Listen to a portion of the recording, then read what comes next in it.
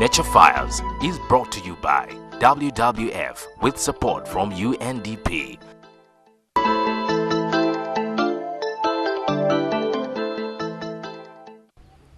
For the Banyaruguru, a community adjacent to Queen Elizabeth National Park, poaching was a tradition, a way of life. Today they all know that it's criminal to hunt or kill the wild animals. Once in a while, one will see wild meat, but generally the practice has gone down. They shoot them. You will go to kill an elephant and these rangers will just shoot at spot and people die in very many numbers. We have very many widows. The Banyaruguru have turned to alternative ways of raising an income. Banyaruguru Community-Based Trainers Association, Bukobata, a community-based organization, has constructed a wildlife viewing deck on the Kichwamba escarpment. From this deck, one can see wildlife and many other physical features. To help people view these exciting sceneries around, like Rwenzori Mountain, viewing the Queen Elizabeth National Park, viewing animals, especially the big five, including elephants, hippos, and the rest of it. And then we earn an income as an organization.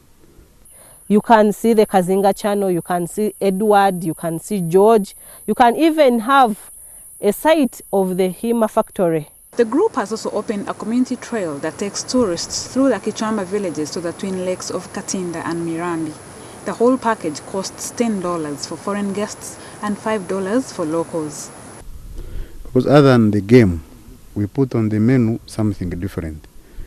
Like, for example, coming to see these lakes, seeing how people live, seeing where we earn our income, the source of energy, the kind of food we eat, our culture, and they enjoy it. Bukobata attracts the tourists on their way to see game in the national park. The association now wants to start a camping site for budget tourists. They already have a dance group and a craft shop. Much of the proceeds go into the group's savings and credit scheme.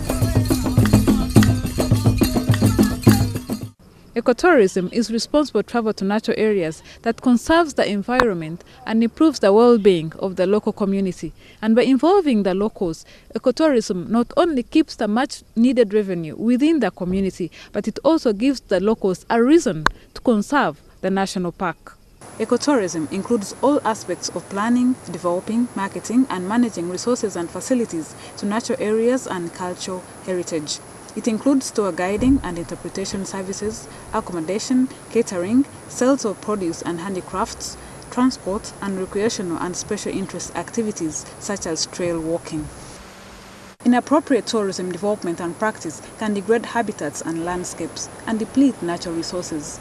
WWF is taking action to reduce negative impacts and to encourage responsible tourism that enhances not only the quality of life, but also natural and cultural resources in destinations. Ecotourism helps communities to earn from the physical features and the natural resources around them, instead of them destroying these resources by way of, for example, putting them into agricultural fields.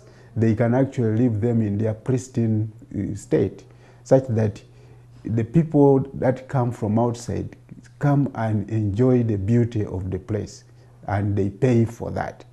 Other community activities around the Queen Elizabeth National Park include village walks and hands-on experience in craft making, drumming, traditional dancing, and preparation of Ugandan dishes such as millet.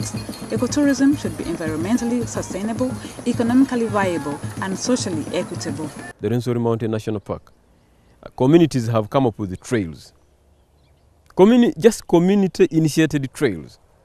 Ecotourism improves the livelihoods for communities, especially those living at the edge of protected areas, and is a measure to reduce dependency on the protected areas for natural resources and increases the participation of communities in biodiversity conservation.